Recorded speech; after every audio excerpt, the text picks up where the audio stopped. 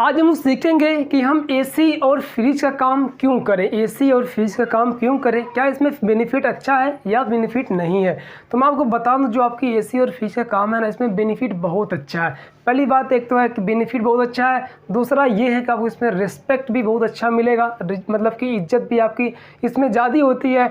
और फिर उसके बाद जो तीसरा पॉइंट ये है कि आपको मेहनत भी इसमें कम करना पड़ता है। मेहनत बहुत ज़्यादा नहीं करनी पड़ती है। इसमें आपको करना क्या होता है कि आपको कस्टमर घर जाना होता है और जाने के बाद वहाँ पे सिस्टम को अच्छी तरीके से रिपेयर करना होता है और वहाँ पे आपको रिस्पेक्ट भी बहुत अच्छा मिलता है। यो इसलिए मिलता है क्योंकि आप उनके प्रॉब्लम को सॉल्व करते हैं। लेकिन कब मिलेगा? जब आपके पास बेहतरीन नॉलेज रहेगा तब मिलेगा। फिर इसमें बेनिफिट कैसे ज़्यादा है तो मैं आपको बता दूं, अगर आप एक फ्रिज रिपेयर करते हैं ना, एक फ्रिज में गैस चार्ज करते हैं, गैस डालते हैं, तो वहाँ पे इस टाइम जो चार्ज हम लोगों का हो रहा है वो हो रहा है 1500 रुपया। 1500 रुपया गैस चार्जिंग का हम लोग लेते हैं इस टाइम, उसका रेट है, मतलब कि 1500 रुपया गैस चार्जिंग फ्रिज में होती है, सिंगल डोर की फ्रिज में।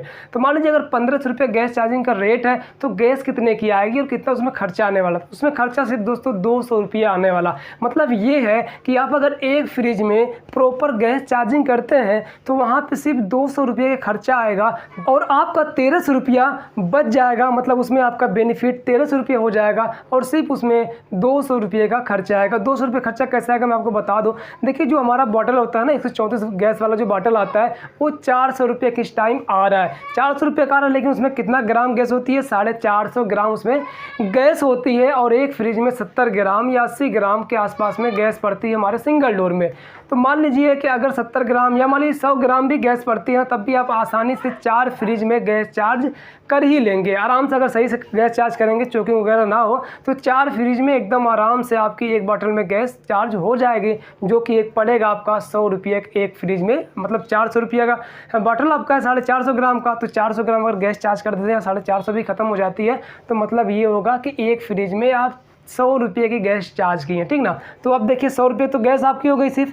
अब उसके बाद उसमें फ़िल्टर लगेगा, जो कि 30 रुपये का ड्रायर फ़िल्टर मिलेगा आपको, 30 रुपये को हो जाएगा। फिर उसके बाद आपका लैंप लगेगा, मतलब आग, मतलब जो कि वेल्डिंग करने का सिस्टम है। मान लीजिए आग, लैंप और मान लीजिए ये आपका जो राड है उसको मिला लीजिए। सब मिला करके कितना हो जाएगा? एक राड लगेगा और थोड़ी सी आग लगेगी, मतलब कि सब मिला करके मान लीजिए ज़्यादा से ज़्यादा 200 रुपये का आपका उसमें खर्चा आएगा। और 200 रुपये खर्चा आएगा और 1300 रुपया आपका उसमें बेनिफिट होगा। मतलब 1500 में से 200 निकाल देंगे अपने जो उसमें सामान लगाए, मतलब गैस चार्ज किए हैं, जो वेल्डिंग वगैरह किए, फिल्टर लगाए हैं, तो 200 रुपये की खर्चा निकालेंगे तो आपको 1300 रुपया की ये बच जाएगा आसानी से। तो 1300 रुपया ये आपकी बेनिफिट है। मतलब कि आप अगर एक फ्रिज में, फ्रिज के पीछे बैठ के छाँव में आराम से उसमें 1 घंटे, आधे घंटे या 1.5 घंटे में गैस चार्जिंग कर देते हैं, तो उसने में आपका 1300 रुपया बेनिफिट हो जाता है, मतलब कमाई हो जाती है। इसी तरीके से अगर दिन भर में 2-3 फ्रीजें कर लिए तो आराम से आपका 2000-3000 रुपये कमाई हो जाएगी एकदम आराम से।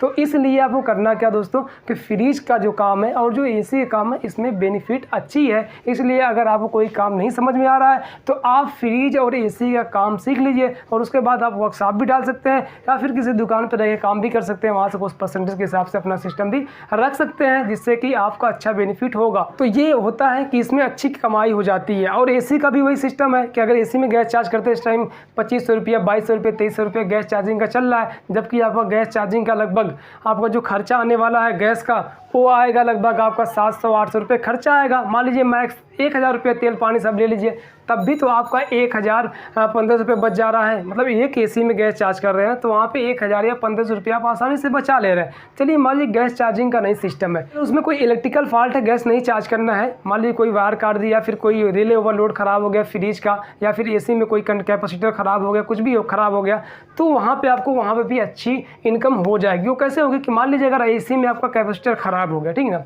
अगर एसी में कैपेसिटर ख़राब हो गया उसका जो कंप्रेसर का है, तो वहाँ पे कंप्रेसर, तो वहाँ पे तो अगर मान लीजिए कैपेसिटर ख़राब हो गया तो वहाँ पे जब आप कैपेसिटर लगाएंगे तो वहाँ से भी आप कम से कम 500-400 रुपया आसानी से कमा सकते हैं, या 600 आसानी से कमा सकते हो। कैसे कमाएंगे? देखिए यहाँ पे जब आप कैपेसिटर उसमें लगाएंगे ना, तो 450-400 रुपया आप उस पर रेट रखेंगे उस कैपेसिटर का, जबकि वो कैपेसिटर आपको 250 रुपये का पड़ेगा लगभग, ठीक ना। मान लीजिए 250 रुपये का पड़ा, तब भी तो आपको 200 रुपया 150 रुपया मिल गया ना कैपेसिटर में। फिर उसके बाद अपना सर्विस चार्ज जो रखेंगे वो कम से कम 350-300 सर्विस चार्ज भी रखेंगे, क्योंकि AC है तो 300 मान लीजिए ये हो गया, 150 मान लीजिए कैपेसिटर में ले लिए तो कितना हो गया 450 रुपया। कितना टाइम लगेगा, ज़्यादा से ज़्यादा 20 मिनट 15 मिनट टाइम लगेगा। आप कैपेसिटर लगाएंगे और 400 450 500 रुपया आप वहाँ पे भी कमा लेंगे।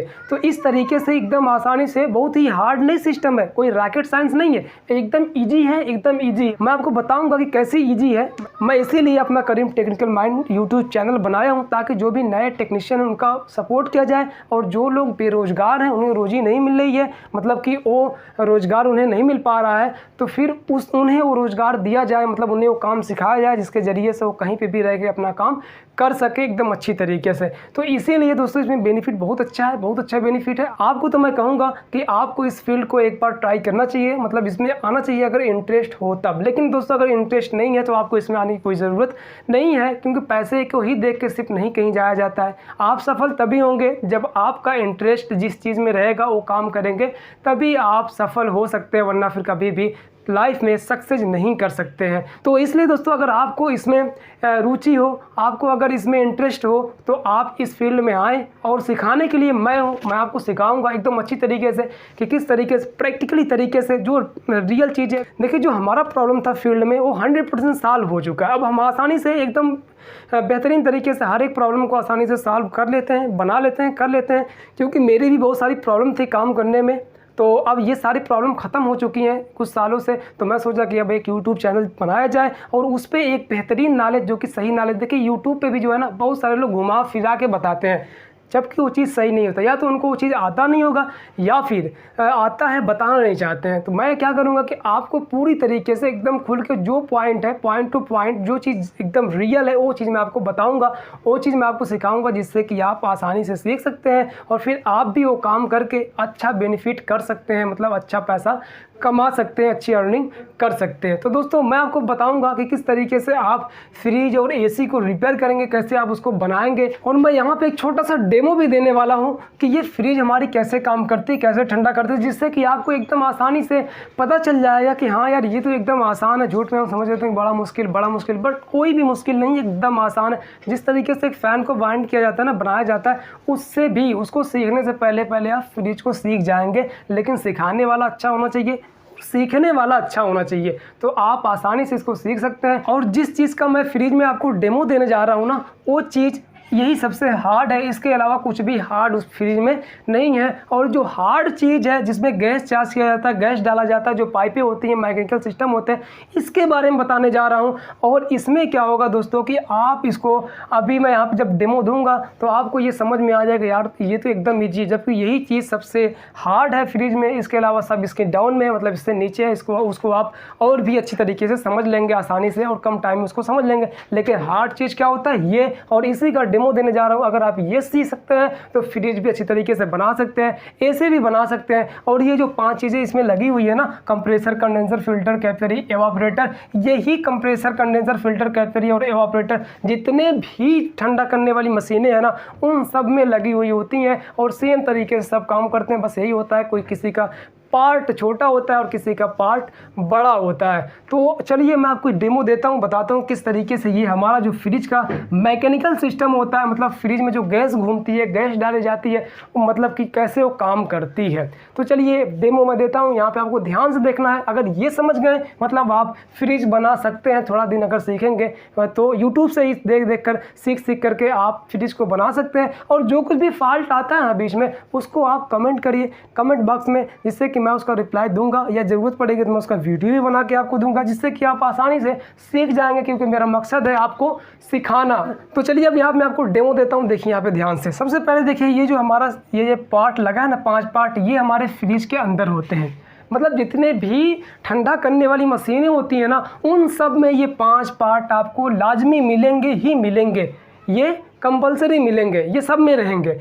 ये जो कंप्रेसर है, कंडेंसर है, फिल्टर है, कैपिलरी, एवापोरेटर, ये सब में रहेंगे। जितने भी ठंडा करने वाली मशीन है, चाहे वो एसी हो, चाहे फ्रिज हो, चाहे वाटर कूलर हो, चाहे डीप फ्रीजर हो, कुछ भी हो ठंडा करने वाली मशीन, सब में ये 5 चीज़ें आपको मिलेंगी। बस इतना हो सकता है इसकी साइज़ छोटी और बड़ी हो सकती है और कोई फ़र्क नहीं रहेगा। तो यहाँ पे देखिए सबसे पहला हमारा जो पार्ट आता है हमारे फ्रिज में जो मैकेनिकल सिस्टम के अंतर्गत, वो आता है कंप्रेसर। मैं एक चीज़ और आपको बता दूं, जो हमारी फ्रिज होती है ना, वो 2 सिस्टमों से मिलकर काम करती है। एक होता है मैकेनिकल सिस्टम और दूसरा है इलेक्ट्रिकल सिस्टम। मैकेनिकल सिस्टम मतलब जिन सिस्टम के अंतर्गत गैस का प्रवाह होता है, गैस का बहाव होता है, उसे कहते हैं मैकेनिकल सिस्टम। और इलेक्ट्रिकल सिस्टम मतलब ये है कि जिन चीज़ों में विद्युत का प्रवाह होता है, विद्युत का बहाव होता है, उसे कहते हैं इलेक्ट्रिकल सिस्टम। तो अभी हम लोग सीखेंगे सिर्फ मैकेनिकल सिस्टम के बारे में। इलेक्ट्रिकल सिस्टम मतलब क्या होता है कि जिसमें विद्युत धारा बहती है, मतलब तार मान लीजिए, उसके अंदर जो कट लगे होते हैं, मतलब रिले, ओवरलोड, ये सारी चीज़ें क्या हैं, इलेक्ट्रिकल सिस्टम के अंतर्गत ये सब आते हैं। तो फिलहाल अभी इलेक्ट्रिकल सिस्टम को नहीं पढ़ेंगे, अभी हम लोग सीखेंगे मैकेनिकल सिस्टम को, क्योंकि ये सबसे हार्ड यही है। और अगर ये आपको समझ में आ जाएगा, इसका मतलब आप फ्रिज बना सकते हैं, आप फ्रिज सीख सकते हैं। तो चलिए मैं आपको सिखाता हूँ। यहाँ पे देखिए ध्यान से, यहाँ पे सबसे पहला पार्ट हमारा आता है ये हार्ट। मतलब हार्ट में इसको क्यों कह रहा हूँ, ये कंप्रेसर है, इसको हार्ट क्यों कह रहा हूँ? हार्ट इसलिए कह रहा हूँ क्योंकि ये कंप्रेसर जो है हमारे फ्रिज का दिल है। क्या है?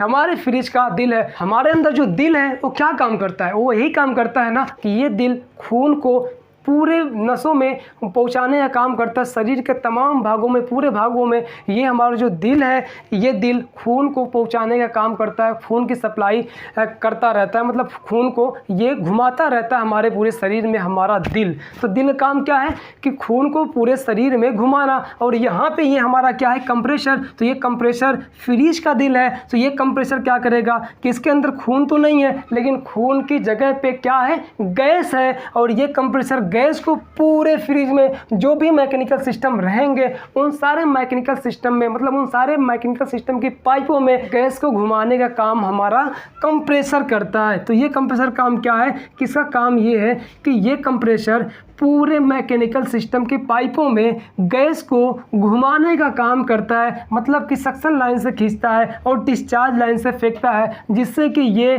जो गैस है ये पूरे मैकेनिकल सिस्टम के पाइपों में, मतलब कंडेंसर, फिल्टर, कैपिलरी, एवापोरेटर में ये घूमती रहती है, जिससे कि हमें कूलिंग प्राप्त होती है। मतलब फ्रिज में कूलिंग प्राप्त होती है। तो चलिए सबसे पहले समझते हैं इस कंप्रेसर के बारे में। तो यहाँ पे देखिए जो हमारा कंप्रेसर है ना, इस कंप्रेसर में 3 लाइन होती है। एक होता है डिस्चार्ज लाइन, और एक होता है सक्शन लाइन, और एक होती है चार्जिंग लाइन। देखिए जो हमारा ये चार्जिंग लाइन है ना, इसके ज़रिए से हम गैस चार्ज करते हैं। देखिए फ्रिज के अंदर जब कभी गैस ख़त्म हो जाएगी, तो आप जब इसमें गैस डालेंगे तो आप चार्जिंग लाइन, कंप्रेसर के अंदर एक चार्जिंग लाइन रहती है, उसी चार्जिंग लाइन के ज़रिए से आप इसमें गैस चार्ज करेंगे, मतलब इसमें गैस भरेंगे। ये क्लियर हो गया?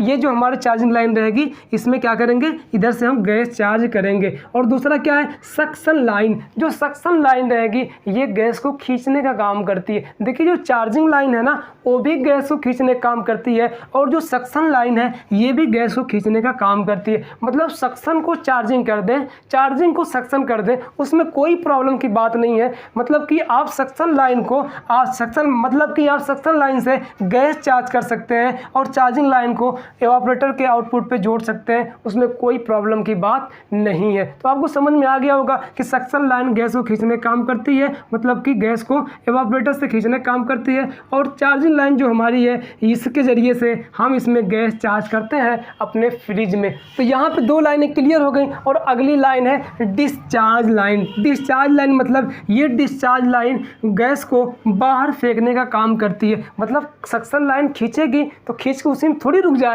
और फेंकने वाला भी तो कोई लाइन होना चाहिए। तो सक्शन लाइन हवा गैस को खींचने का काम करेगा, इधर से गैस खींचेगा, और डिस्चार्ज लाइन क्या करेगा, गैस को फेंकेगा। मतलब सक्शन लाइन क्या करेगा कि एवापोरेटर से गैस खींचेगा, और डिस्चार्ज लाइन फेंकेगा, मतलब कंडेंसर में फेंकेगा। तो कंडेंसर में घूम करके फिर फिल्टर में आकर के, फिर कैपिलरी में आकर, फिर एवापोरेटर में आकर के ये फिर सीधा रिटर्न आ जाएगी फिर सक्शन लाइन पे। फिर यहाँ पे जब आएगी, फिर ये क्या करेगा, फिर यहाँ से खींच करके फिर ये आगे फेंकेगा। मतलब इसका काम क्या है कि पूरे पूरे गैस को पूरे मैकेनिकल सिस्टम के पाइपों में घुमाना होता है कंप्रेसर का काम। कंप्रेसर जब तक चलता रहता है तब तक कूलिंग होती रहेगी। क्यों कूलिंग होती रहेगी? इसलिए कूलिंग होती रहेगी क्योंकि उसके सारे पाइपों में गैस घूमती रहेगी। तो गैस घूमती रहेगी तो कूलिंग भी होती रहेगी, और जैसे ही कंप्रेसर बंद हो जाएगा तो गैस रुक जाएगी घूमना, और गैस घूमना रुकेगी तो कूलिंग भी रुक जाएगी। तो इसका काम क्या है कि गैस को पूरे सिस्टम में, मतलब पूरे मैकेनिकल सिस्टम में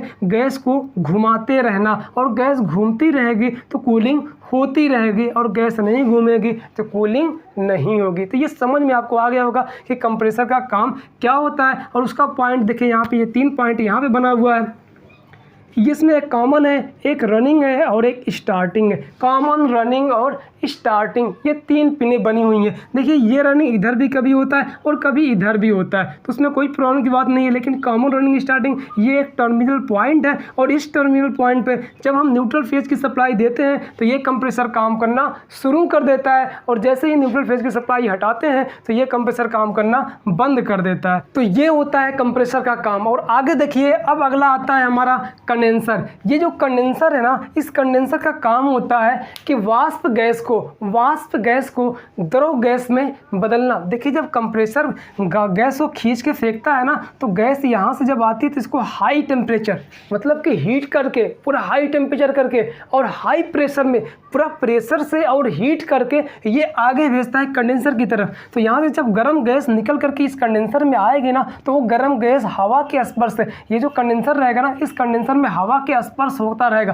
पीछे आप देखे होंगे फ्रिज के जाली लगी होती है काली सी, वही जो काली सी जाली है ना, उसी को कहते हैं कंडेंसर। ये जो कंडेंसर पाइप है ना, इसमें जब गर्म गैस इसके जरिए से, कंप्रेसर के जरिए से इसमें आएगा, तो उस गर्म गैस को जो बाहरी हवा रहेगी आकर के इस पर स्पर्श करेगी, तो इसकी हीटिंग को बाहरी हवा सोख लेगी और फिर वातावरण में निकल जाएगी, जिससे कि इसके अंदर जो गर्म गैस रहेगी, मतलब जो गर्म गैस, हीट गैस रहेगी, वो जो गर्म गैस और वाष्प गैस है वह तरह में बदल जाएगी, मतलब ठंडी गैस में बदल जाएगी, पानी में बदल जाएगी। आपको समझ में आ गया होगा कि ये कंडेंसर का काम क्या है। इसका काम यही है कि वाष्प गैस को द्रव में बदलना, मतलब भाप को पानी में बदलना। कैसे बदलता है? जब इसमें देखिए, इसमें घुमाव बहुत ज़्यादा है ना, तो जब यहाँ से गैस निकलती है, गर्म गैस, तो इसमें घूमती है, और जब इसमें घूमेगी तो फिर क्या होगा कि घूम कर जब नीचे धीरे धीरे आएगी तो यहाँ पे कैलरी भी लगी रहती है, जिससे कि धीरे धीरे यहाँ से निकलती है गैस, मतलब इसमें कुछ देर तक रुकती भी है गैस हमारी, थोड़ा स्पीड स्लो हो जाती है हमारे गैस की इस कंडेंसर में, जिससे कि जब बाहरी हवा जो हमारे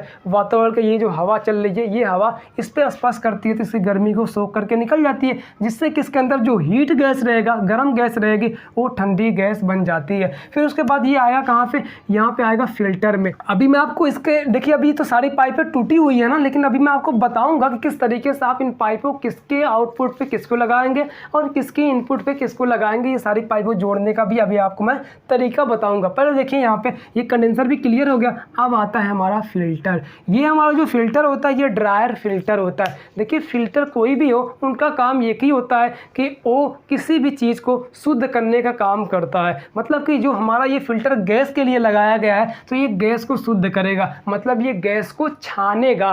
गैस को क्या करेगा? छानेगा। तो ये फिल्टर का काम क्या होता है? गैस को छानना। लेकिन इसमें देखिए बिंदी बिंदी है, मतलब ये है कि ये जो छोटा छोटा बूंद बूंद बना हुआ है, ये जो गोली टाइप है, तो ये जो गोली है ना, ये सिलिकॉन की गोली है।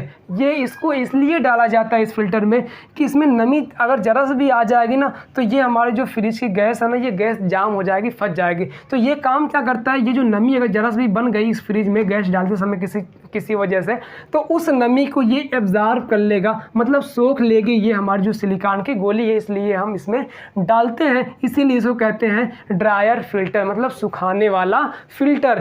तो ये जो गोली होती है, ये नमी को सोखने का काम करती है, और इसके इस राइट साइड और लेफ्ट साइड 2 जालियां लगी होती हैं जो कि गैस को छानने का काम करती हैं। तो ये छानता भी है गैस को, और गैस के अंदर जो नमी थोड़ा बहुत रह जाएगी पाइप के अंदर गैस चार्ज करते समय, तो उसको सोखता भी है। तो मतलब नमी सोखने का काम करता है और छानने का काम हमारा ये फिल्टर करता है। तो चलिए आपको समझ में आ गया होगा फिल्टर का काम क्या होता है। अब जानते हैं कैपिलरी के बारे में। ये जो कैपिलरी दोस्तों है ना, ये कैपिलरी का काम ये होता है, नाम आपको नोट करते जाना है कि आपको आसानी समझ में आ जाएगा। और ये जो कैपिलरी है ना, इस कैपिलरी का काम होता है कि गैस की तीव्रता को कम करना, मतलब गैस की रफ्तार को कम करना, गैस की स्पीड को कम करना मतलब ये है कि ये गैस की स्पीड जो यहाँ से बहुत तेज़ी से, देखिए कंप्रेसर से जब गैस निकलेगा कंडेंसर भी बहुत तेज़ी से जाएगा, फिल्टर से भी आएगा, लेकिन जैसे ही ये कैचरी जो हमारी है फिल्टर में जुड़ी रहेगी, तो फिल्टर में जैसे ही जाएगा मोटी पाइप में से पतली पाइप की तरफ, तो वहीं भी ये पतली पाइप क्या करेगा, इसके जो गैस की तीव्रता रहेगी ना, जो गैस की रफ्तार रहेगी उसको स्लो कर देगा, उसको धीरा कर देगा। जब यहाँ पे गैस की स्पीड स्लो होगी तो कंडेंसर पे रुकेगी थोड़ा गैस, जिससे कि जल्दी से जल्दी, जिससे कि ये आसानी से वाष्प गैस दरों में बदलने लगेगा, और फिर यहाँ पे स्पीड कम होगी तो फिर यहाँ से जब ठंडी गैस थोड़ा सा हो जाएगी, मतलब ये है कि वाष्प गैस दरों में बदल जाएगी, फिर धीरे धीरे धीरे धीरे यहाँ से निकलते निकलते निकलते वहाँ पे जाएगी हमारे एवापरेटर पे। कहाँ जाएगी? एवापरेटर में जाएगी। अब ये जानते हैं कि ये स्पीड को कम करने की ज़रूरत क्यों पड़ती है, गैस की स्पीड को कम करने की ज़रूरत क्यों पड़ती है, इसको जानते हैं। देखिए जब यहाँ पे, चलिए पहले हम थोड़ा सा यहीं पे रुक करके हम इसको पहले जोड़ लेते हैं, जितने भी पाइपें इसको पहले जोड़ लेते हैं, फिर आगे इसको समझते हैं, थोड़ा आसानी होगा हमें समझने में। तो यहाँ पर देखिए क्या करना आपको कि ये जो आपका सक्शन लाइन है ना, मतलब ये जो सक्शन लाइन है इसको सीधा ला करके, जो आपका एवापरेटर का आउटपुट है ये सीधा करके, चलिए इसको पहले छोड़ते हैं, पहले यहाँ से शुरू करते हैं। कंप्रेसर का जो चार्जिंग लाइन रहेगा ये तो पैक रहेगा, मतलब गैस चार्ज करने के बाद इसको हम बंद कर देते हैं। फिर उसके बाद क्या है कि जो आपका डिस्चार्ज लाइन रहेगा कंप्रेसर का, यहाँ से ये डिस्चार्ज लाइन से गैस क्या होगी, बाहर निकलेगी। तो डिस्चार्ज लाइन पे आपका जुड़ेगा कंडेंसर, क्या जुड़ेगा, कंडेंसर आपका जुड़ेगा आपके डिस्चार्ज लाइन पे। तो यहाँ पे डिस्चार्ज लाइन पे इसको जोड़ देते हैं सीधा सीधा। तो डिस्चार्ज लाइन पे कंडेंसर का इनपुट जुड़ेगा। आप इनपुट और आउटपुट को कैसे पता करेंगे ये समझते हैं। तो यहाँ पे देखिए जो ऊपर से लाइन आई रहेगी ना, ये इनपुट का रहेगा, और जो नीचे से निकली हुई लाइन रहेगी ये आउटपुट का होगा। तो जो इनपुट की लाइन रहेगी उसको आपको डिस्चार्ज लाइन में जोड़ ही देना है। तो यहाँ पे देखिए इनपुट हो गया, और ये नीचे वाली लाइन है तो ये क्या हो गया, आउटपुट। तो यहाँ डिस्चार्ज लाइन पे कंडेंसर की इनपुट को आप जोड़ेंगे, और आउटपुट को, कंडेंसर के जो आउटपुट रहेगा उसको जोड़ेंगे फिल्टर के इनपुट पे। मतलब फिल्टर के इनपुट किसे पहचानेंगे, फिल्टर के इनपुट में जो बड़ा वाला होल रहेगा जिस साइड, वही आपका इनपुट रहेगा, और जिस साइड छोटा वाला होल रहेगा वो आपका आउटपुट रहेगा। तो जो मतलब छोटा वाला ना, ये तो इधर जुड़ेगा नहीं, आपका बड़ा वाला ही जुड़ेगा इधर, क्योंकि ये बड़े वाले में अंदर ये कंडेंसर चला जाएगा। तो इसको हम यहाँ पे जोड़ देते हैं। फिर उसके बाद ये देखिए लाइन जब जोड़ेंगे तो ये जो एक मुंह रहेगा इसको आप बंद कर देंगे। तो यहाँ पे जो आपका एक मुंह रहेगा इसका ना, फिल्टर का जो ड्राई फिल्टर रहेगा, इसको आप बंद कर देंगे यहाँ पे, और एक मुंह को आप इसमें जोड़ देंगे। ये क्लियर हो गया। फिर उसके बाद जो इसका आउटपुट रहेगा ना, ये आउटपुट पे ले जा करके कैचरी के इनपुट को, कैचरी में कोई भी इनपुट और आउटपुट नहीं होता है, किसी एक हिस्से को, किसी एक सिरे को आप फिल्टर में ले जा करके जोड़ सकते हैं। तो यहाँ पर हम इसको जोड़ देंगे सीधा, और फिर जो कैचरी का दूसरा एंड रहेगा उसको ले जा करके सीधा आप जोड़ देंगे। जो हमारा एवापरेटर का इनपुट रहेगा उसमें, एवापरेटर मतलब फ्रीजर, फ्रीजर का जो इनपुट रहेगा उसमें ले जा करके आप इसको जोड़ देंगे। इसमें इनपुट आउटपुट कैसे पता करेंगे, तो मैं आपको बता दूं, जो फ्रीजर होता है ना, उस फ्रीजर में दो लाइनें होती हैं, एक होता है पतली लाइन, एक होती है मोटी लाइन। जो पतली लाइन रहेगी वो इनपुट की रहेगी जिसमें कैलरी जाके जुड़ी रहेगी, और एक रहेगी मोटी लाइन जो आउटपुट की होती है, और उसमें जा करके ये आउटपुट वाली लाइन, मतलब कि जो सक्शन लाइन है वो जा करके उसमें जुड़ेगी। तो इनपुट पे जोड़ देंगे, और आउटपुट जो रहेगा वो सीधा चला आएगा हमारे इस सक्शन लाइन पे, सक्शन लाइन पे जुड़ जाएगा। देखिए सक्शन लाइन पे इसको जोड़ दीजिए या चार्जिंग लाइन पे जोड़ दीजिए, इसमें कोई मसला नहीं। मतलब कि आप गैस सक्शन लाइन से भी चार्ज कर सकते हैं और गैस चार्जिंग लाइन से भी चार्ज कर सकते हैं। उस सिचुएशन के हिसाब से कंप्रेसर की मतलब कि कंप्रेसर किस साइड से लगाया गया उसके हिसाब से हम लोग उसको डिसाइड करते हैं। अगर मान लीजिए कि ये जो एवापोरेटर की पाइप है इस साइड आई है, लेकिन ये सक्शन लाइन इस साइड दे दी, तो क्या करेंगे, तो आपको यही करना होगा कि ये जो इधर तो आ नहीं पाएगी, पाइप जोड़ना पड़ेगा। तो आपको करना क्या कि इसको उठा करके चार्जिंग लाइन पे जोड़ देंगे और सक्शन को बना देंगे चार्जिंग, मतलब यहाँ से गैस चार्ज कर देंगे। तो आप सक्शन को चार्जिंग बना सकते हैं और चार्जिंग को सक्शन बना सकते हैं, उसमें कोई प्रॉब्लम नहीं है। तो इतना तो क्लियर हो गया ना। अब यहाँ पे देखिए इस तरीके से पाइप जोड़ देते हैं, मतलब कि कंप्रेसर के डिस्चार्ज लाइन पे जुड़ेगा कंडेंसर का इनपुट, और कंडेंसर का आउटपुट जुड़ेगा फिल्टर के इनपुट पे, और फिल्टर का आउटपुट जुड़ेगा कैलरी पे, और कैलरी का दूसरा हिस्सा जुड़ेगा आपके फ्रीजर के इनपुट पे, और फ्रीजर का आउटपुट जुड़ेगा आपका सक्शन लाइन पे। और यहाँ पे आपको जो पाइप का कनेक्शन मतलब पाइप जोड़ना इनपुट आउटपुट पे, यहाँ पे ये क्लियर हो जाएगा, ये कंप्लीट हो जाएगा। तो ये तो क्लियर हो गया। अब ये जानते हैं कि स्पीड को स्लो करने की ज़रूरत क्यों पड़ती है। जहाँ पे हमने छोड़ा था स्टार्टिंग में यहाँ पे बता करके कि कैटलरी के बारे में किसका काम होता है कि स्पीड को कम करना, गैस की स्पीड को कम करना। तो इसका जो काम है ये समझ में आपको आ गया कि गैस की स्पीड को कम करना कैटलरी का काम होता है। लेकिन कम करने की ज़रूरत क्यों पड़ती है इसको समझते हैं। देखिए, जब यहाँ से गैस बहुत तेज़ी से निकलेगी कंप्रेसर से ना,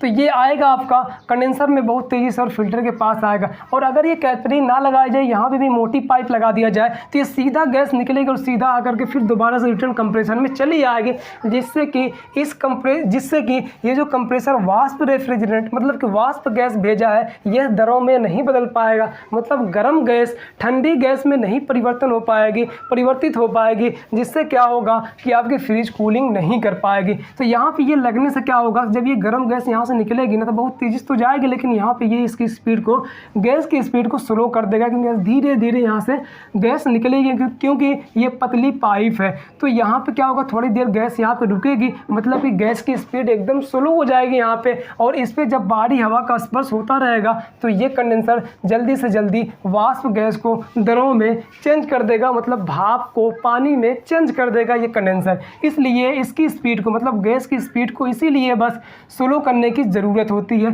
धीमा करने की ज़रूरत होती है। तो आपको समझ में कैलकुलेट भी आ गई होगी। अब जानते हैं फ्रीजर के बारे में। देखिए, जो फ्रीजर होता है ना, ये हमारे फ्रिज का फ्रीजर जो होता है, ये एल्युमिनियम का बना हुआ होता है। क्या किसका बना होता है? एल्युमिनियम का बना होता है हमारे फ्रिज का फ्रीजर। तो इसका काम क्या होता है, किसी भी स्थान या वस्तु की गर्मी को शोषित कर अपने कूलिंग का प्रभाव वहाँ पे छोड़ देना। मतलब जो हमारी फ्रिज होती है ना, उस फ्रिज में जो फल रखे हुए हैं, जो सब्जियाँ रखी हुई हैं और जो पानी रखे हुए हैं ना, तो उनको क्या करता है, ये ठंडा करता है। कैसे ठंडा करता है? देखिए, जब हमारी जो फ्रिज काम करती है ना, तो एवापोरेटर क्या करता है कि जितने भी उसमें खाद्य पदार्थ रखे गए हैं हमारे फ्रिज में, तो उन सारे फ्रिज के अंदर जो सामान रखेगा उनकी गर्मी को अपनी तरफ खींचता है और अपनी तरफ से ठंडी भाप उन्हें देता है। तो जब ठंडी भाप उन्हें मिलती है, तो क्या होता है कि वो ठंडा हो जाता है, और उसी गर्मी जब ये अपनी तरफ खींचता है, तो इसके अंदर जो ठंडी गैस घूम रही होती है, वो धीरे धीरे क्या होती है कि वाष्प में बदल जाती है, उससे गर्मी पा करके। तो ये वाष्प बन करके सीधा यहाँ से आउट हो जाता है। तो इस तरीके से ये जो हमारा फ्रीजर है, ये किसी भी स्थान या वस्तु की गर्मी को शोषित कर उस स्थान या वस्तु को ठंडा करने का काम करता है। तो यहाँ पे ये तो आपको क्लियर हो गया कि ये एवापोरेटर भी, और एवापोरेटर में भी दो पाइप होती है, एक इनपुट का होता है और एक आउटपुट की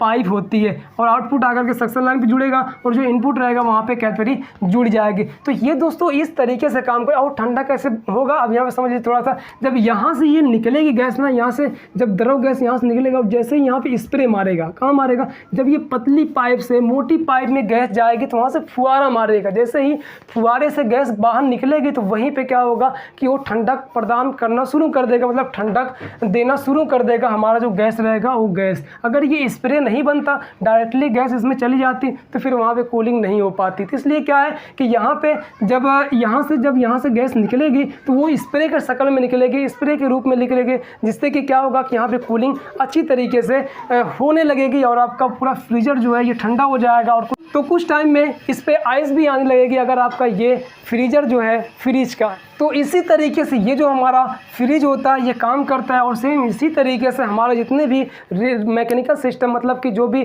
ठंडा करने वाली मशीनें हैं जितने भी, वो सारी मशीनें सेम इसी तरीके से काम करती है, इसी तरीके से ठंडा करती रहती है। और यही 5 चीज़ें उसमें लगी होती हैं। मैकेनिकल सिस्टम मतलब जो भी गैस घूमने वाला जो सिस्टम होता है उसमें लगा होता है, और बाकी तार वगैरह लगे रहते हैं, इलेक्ट्रिकल पार्ट भी लगे होते हैं। तो उसके बारे में भी मैं आपको बताऊँगा, लेकिन आज का बस इतना डेमो था। और अगर आपने इसको समझ लिया तो इसका मतलब आप आसानी से किसी भी रेफ्रिजरेटर और फ्रिज को बना सकते हैं। कब? जब आप अच्छी तरीके से 2 दिन, देखिए इसको टाइम जो है ना, इसको सीखने में कितना टाइम लगेगा जानते हैं? ज़्यादा से ज़्यादा आपका 3 महीना या 4 महीना लगेगा। इतने में आप एसी का भी काम सीख लेंगे और फ्रिज का भी काम सीख लेंगे, और अच्छे मैकेनिक बन करके एक बेहतरीन तरीके से काम करेंगे, जिससे कि आप बेहतरीन अर्निंग कर सकते हैं और ज़्यादा मेहनत भी नहीं करना होगा और आपको रेस्पेक्ट भी अच्छा मिलेगा। तो बस दोस्तों आज के लिए इतना ही, और इसी तरीके से आपको सीखना है और डेली बाय डेली मैं आपको वीडियो देता रहूँगा और वो चीज़ दूंगा जिसकी ज़रूरत है, मतलब जो चीज़ हमारे प्रैक्टिकली लाइफ में, मतलब कि जो भी चीज़ हमारे प्रैक्टिकली, मतलब जब हम